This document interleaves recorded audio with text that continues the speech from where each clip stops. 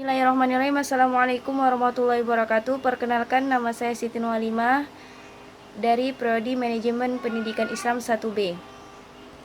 NIM 181421231. Mata kuliah Pendidikan Komputer, dosen pengampu Santi Nurul Pianti MKom. Baiklah, di sini saya ingin meringkas makalah dari kelompok 1 sampai kelompok 6. Pengertian sistem komputer. Sistem berasal dari bahasa Latin systema dan bahasa Yunani systema, adalah suatu kesatuan yang terdiri dari komponen atau elemen yang dihubungkan bersama untuk memudahkan aliran informasi. Materi atau energi. Sistem juga merupakan kesatuan bagian-bagian yang saling berhubungan yang berada dalam suatu wilayah serta memiliki item-item penggerak. Komputer adalah alat yang dipakai untuk mengolah data menurut prosedur yang telah dirumuskan. Kata komputer semula dipergunakan untuk menggambarkan orang yang bekerjaannya melakukan perhitungan aritmetika dengan atau tanpa alat bantu, tetapi arti kata ini kemudian dipindahkan kepada mesin itu sendiri. Komputer merupakan alat modern yang tidak bisa dilepaskan dari kehidupan sehari-hari, mulai dari mengerjakan pekerjaan kantor, multimedia, bahkan hiburan. Komponen dan alur kerja, hardware, software, and breadware. Hardware, perangkat keras. Software, perangkat lunak. Breadware, orang yang mengoperasikan komputer. Konsep sistem dan karakteristik sistem. Pengertian sistem. Sistem dapat didefinisikan sebagai suatu kesatuan yang terdiri dari dua atau lebih komponen atau subsistem yang berinteraksi untuk mencapai tujuan. Suatu sistem dapat terdiri dari bagian-bagian sistem atau subsistem. Sebagai contoh, sistem komputer dapat terdiri dari subsistem perangkat keras dan subsistem perangkat lunak. Masing-masing subsistem dapat terdiri dari subsistem-subsistem yang lebih dari atau terdiri dari komponen. Pengertian dari konsep sistem. Konsep sistem adalah suatu kumpulan atau himpunan dari unsur komponen atau variabel yang terorganisir, saling berinteraksi, saling tergantung satu sama lain, dan terpadu. Salah satu teori mengenai sistem secara umum pertama kali yaitu teori yang diuraikan oleh Keynes Boulding, terutama menekankan perhatian terhadap setiap bagian yang membentuk sebuah sistem.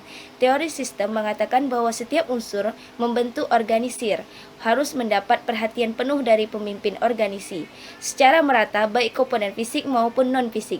Unsur-unsur yang mewakili suatu sistem secara umum adalah memasukkan input, pengelolaan processing, dan keluaran output. Pendekatan prosedur dan pendekatan subsistem. Sistem dalam pendekatan prosedur adalah suatu jaringan kerja dari prosedur-prosedur yang merupakan urutan bagian yang saling berhubungan, berkumpul bersama-sama untuk mencapai tujuan tertentu. Contoh, sistem tata surya, sistem perencanaan, sistem transportasi umum, sistem otomotif, sistem komputer, sistem informasi. Sedangkan dalam pendekatan subsistem, sistem adalah kumpulan yang saling berkaitan dan bekerja sama untuk mencapai satu tujuan tertentu. Kebutuhan sistem, konsep sistem informasi. Definisi kebutuhan perangkat lunak. Menurut Kamus Webster, seperti yang dikutip oleh Davis atau DAV93, kebutuhan adalah suatu yang disyaratkan, sesuatu yang diperlukan atau diinginkan. Kebutuhan perangkat lunak adalah kondisi, kriteria, syarat atau kemampuan yang harus dimiliki oleh perangkat lunak untuk memenuhi apa yang disyaratkan atau diinginkan pemakai. Sedangkan analisis kebutuhan merupakan langkah awal untuk menentukan gambaran perangkat yang akan dihasilkan ketika pengembangan melaksanakan sebuah proyek membutuhkan perangkat lunak. Analisis kebutuhan perangkat lunak dapat diartikan sebagai: yang pertama, proses mempelajari kebutuhan pemakai untuk mendapatkan definisi kebutuhan sistem atau perangkat lunak. Dan yang kedua, proses untuk menetapkan fungsi dan tunjuk kerja perangkat lunak, menyatakan antarmuka perangkat lunak dengan elemen-elemen sistem lain dengan menentukan kendala yang harus dihadapi oleh perangkat lunak. Kategori kebutuhan sistem.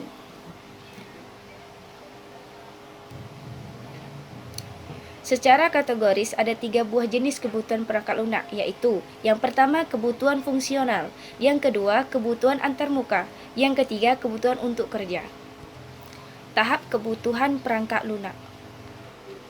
Ada beberapa tahapan kebutuhan dimulai dengan: yang pertama, mempelajari dan memahami masalah; yang kedua, mengidentifikasi kebutuhan pemakai; yang ketiga, mendefinisikan kebutuhan perangkat lunak; dan yang keempat, membuat dokumen spesifikasi kebutuhan; dan yang kelima, mengaji ulang kebutuhan.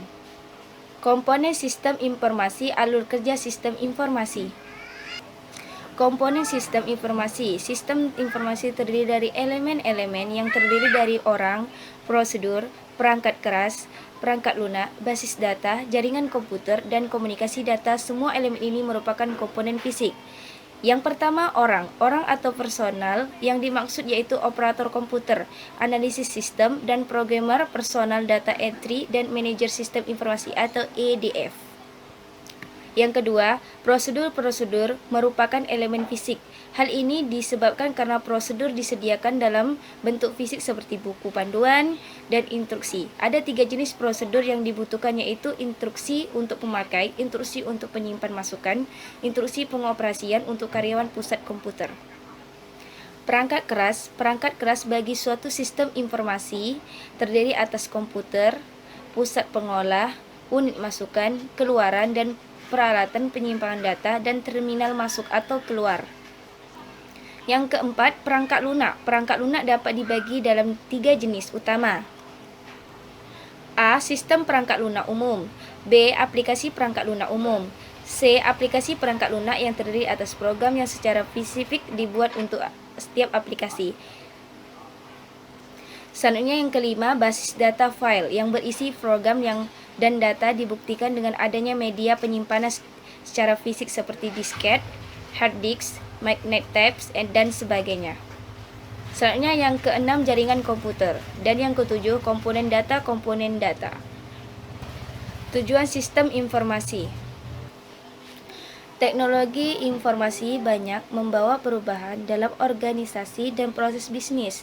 Teknologi informasi merupakan suatu kebutuhan bagi organisasi yang dapat membantu kinerja organisasi dan individu. Sistem informasi akan membentuk perusahaan untuk menyajikan laporan keuangan ke dalam bentuk informasi yang akurat dan terpercaya, sehingga banyak pihak yang memanfaatkan sistem informasi akuntansi untuk mencapai keunggulan bagi perusahaan. Sistem informasi adalah komponen dan elemen dari suatu organisasi yang menyediakan informasi bagi pengguna dan pengolahan peristiwa keuangan atau ZIR 2012. Tujuan dari sistem informasi adalah menghasilkan informasi. Informasi adalah data yang diolah menjadi bentuk yang berguna bagi para pemakainya. Untuk dapat berguna, maka informasi harus didukung oleh 3 pilar sebagai berikut: tempat kepada orangnya atau relevan, tepat waktu, dan tepat nilainya atau akurat. Keluaran yang tidak didukung oleh 3 pilar ini tidak dapat dikatakan sebagai informasi yang berguna. Untuk menjadi sistem informasi, maka hasil dari sistem itu harus berupa informasi yang berguna, yaitu harus memenuhi ketiga kriteria: relevan, tepat waktu, dan akurat, atau Usman 2000. Manfaat sistem informasi.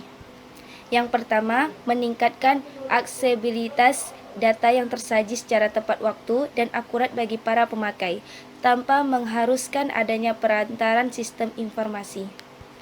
Yang kedua, menjamin tersedianya kualitas dan keterampilan dalam memanfaatkan sistem informasi secara kritis.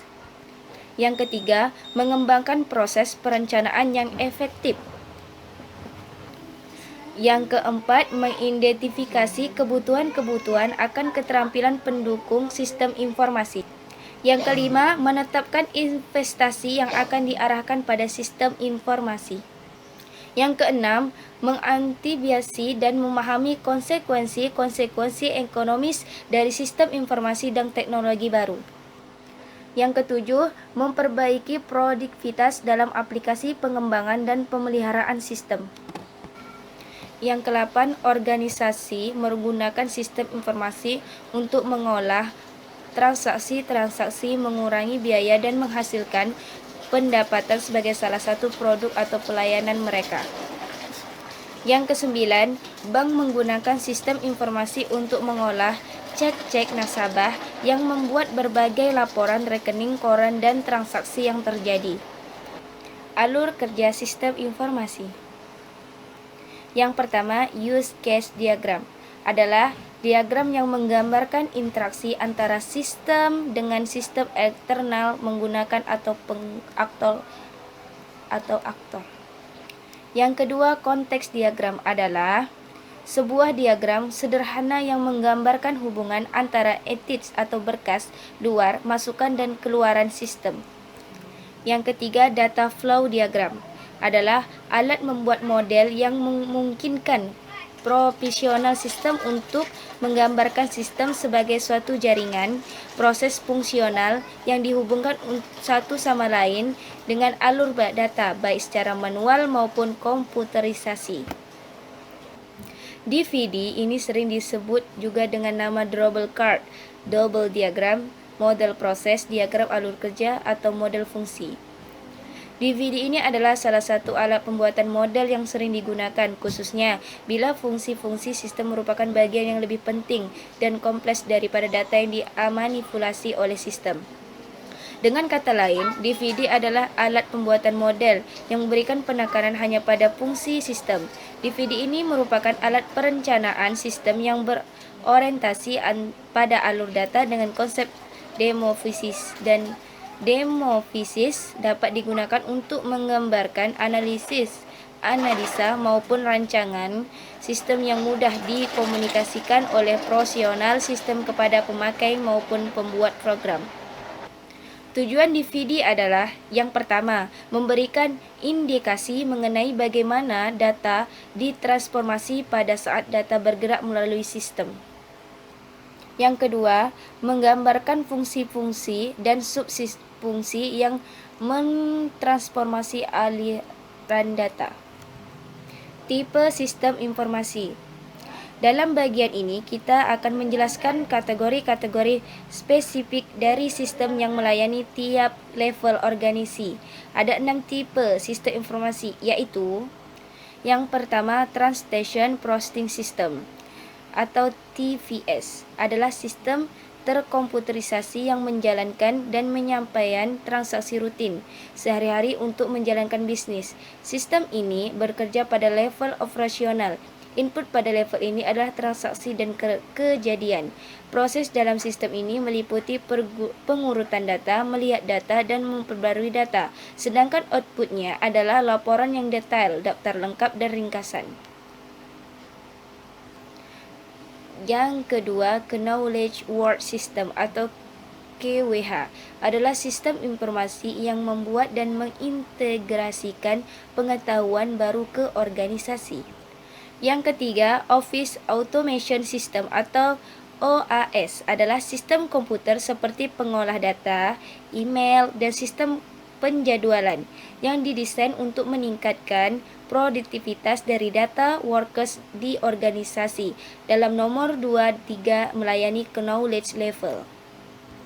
Yang keempat, Management Information System atau MES adalah sistem informasi pada manajemen level sebuah organisasi yang melayani fungsi-fungsi perencanaan, pengendalian, dan pengembalian keputusan yang dibuat dengan menyediakan ringkasan rutin dan laporan prodik.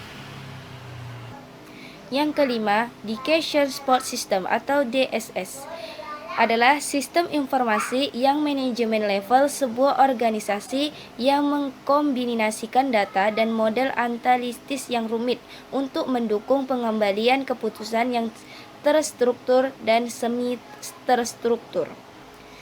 Yang keenam, Executive Support System atau ESS adalah sistem informasi pada strategic level sebuah organisasi yang dirancang untuk tujuan mengembalikan keputusan yang tidak terstruktur. Selanjutnya, sumber daya sistem informasi. Sumber daya di sini adalah merupakan sebuah subsistem pembangunan dalam penggunaan sistem informasi bisnis. Sistem informasi bisnis secara umum memiliki banyak sumber daya pendukung. Setiap secara mendasar ada 5 sumber daya sistem informasi bisnis antara sumber daya sistem informasi. Sumber daya di sini adalah merupakan sebuah subsistem pembangunan dalam penggunaan sistem informasi bisnis. Sistem informasi bisnis secara umum memiliki banyak sumber daya pendukung. Tetapi secara mendasar ada 5 sumber daya sistem informasi bisnis antara lain. Yang pertama, sumber daya manusia. Dapat dibagi menjadi 3, yaitu use, pemakaian, merupakan sumber daya manusia yang menggunakan sistem informasi seperti pelanggan, manajer, pemasok, akuntan, dan lain sebagainya. Pemakaian merupakan sumber daya manusia yang menggambarkan dan mengoperasikan sistem informasi seperti sistem analis, pembuat software, operator sistem. Yang kedua, sumber daya hardware merupakan peralatan fisik atau perangkat keras yang digunakan dalam pengelolaan dan pemrosesan sistem informasi. Yang ketiga, sumber daya software dapat dibedakan menjadi 3 bagian, yaitu software system seperti sistem operasi yang berguna untuk melakukan operasi pada sistem komputer. Software aplikasi yang mengoprogram berbagai proses langsung bagi pengguna tertentu komputer oleh pemakaian akhir. Selain itu juga berperan dalam membentuk penyelesaian pekerjaan. Contohnya adalah program analisis penjualan dan program pengajian. Yang keempat, sumber daya data, termasuk deskripsi produk, catatan pelanggan, file kepegawaian, dan data base persediaan. Yang kelima, sumber daya jaringan, media komunikasi, pemproses komunikasi, software untuk akses dan pengendalian jaringan. Artinya sistem informasi. Keberhasilan suatu organisasi dapat mencapai tujuan sangat tergantung pada kemampuan orang yang mengelola organisasi tersebut. Manajemen sebagai suatu metode yang mengatur mengelola organisasi dapat diartikan sebagai seni melaksanakan suatu melalui orang. Jika manajemen suatu organisasi baik, maka akan meningkatkan kemakmuran suatu negara. Dalam menjalankan tugasnya, para manajer memerlukan informasi. Karena adanya perbedaan tugas, maka informasi yang diperlukan juga akan berbeda. Perbedaan tersebut disebabkan oleh adanya periode waktu, tingkat ketidakpastian tipe informasi, dasar kebutuhan informasi dan bentuk pelaporan, sehingga dapat dikategorikan bahwa informasi adalah salah satu jenis sumber daya utama dan termasuk dalam kategori sumber daya konseptual. Jenis sumber daya utama lainnya dalam kategori sumber daya fisik yaitu manusia, material, mesin, atau termasuk fasilitas dan energi dan uang. Sumber daya fisik yang berada pada organisasi biasanya terbatas dan bisa habis atau punah. Sedangkan sumber daya informasi bersifat tidak akan pernah habis, sehingga semua sumber daya baik fisik maupun konseptual harus disinergikan. Oleh karena itu, tugas manajer adalah mengarahkan menggunakan sebuah sumber daya agar dapat dimanfaatkan secara efektif. Sebagai tidak lanjut dari tugas manajer tersebut, maka perlu adanya usaha penataan sumber daya, manajemen sumber daya, termasuk di dalamnya manajemen informasi, yakni yang pertama, sumber daya harus disusun sedemikian rupa sehingga setiap saat diperlukan. Yang kedua, dapat segera dimanfaatkan. Yang ketiga, perlu dilakukan modifikasi. Yang keempat, sumber daya harus dimanfaatkan semaksimal mungkin. Yang kelima, sumber daya harus diperbarui. Peningkatan kompleksitas. Yang pertama, pengaruh ekonomi internasional. Yang kedua, persaingan tingkat dunia atau globalisasi. Yang ketiga, peningkatan kompleksitas teknologi. Yang keempat, waktu yang terbatas. Yang kelima, kendala sosial. Tren manajemen data ditinjau dari segi teknik manajemen. Yang pertama, file management dan organization hanya untuk satu aplikasi tertentu. Yang kedua, untuk beberapa aplikasi. Yang ketiga, untuk core page data place diperlukan database system. Perlu dibuat data dictionary, bukan hanya sekedar data definition. Ditinjau dari segi pengolahan data, terjadi pergeseran model pengolahan data yang terjadinya dilakukan secara tertrasiasi atau terpusat, kini menjadi pengelolaan data terdesentralisasi atau pengelolaan terdistribusi. Artinya setiap komputer yang terhubung pada jaringan dapat melakukan pengelolaan data sesuai dengan kebutuhan masing-masing. Ditinjau dari segi asal data. Berdasarkan asal data yang akan diolah, yang kebanyakan berasal dari data internal kini bergeser dengan melipatkan data eksternal.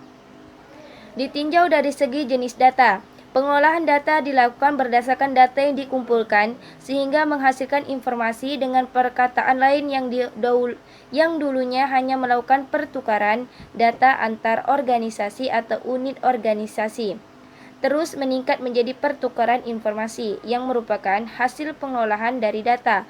Selanjutnya bergerak menjadi pengolahan yang berbasis ilmu, pengetahuan atau sistem pakar, atau knowledge system atau expert system, sehingga akan menjadi intellectual capital.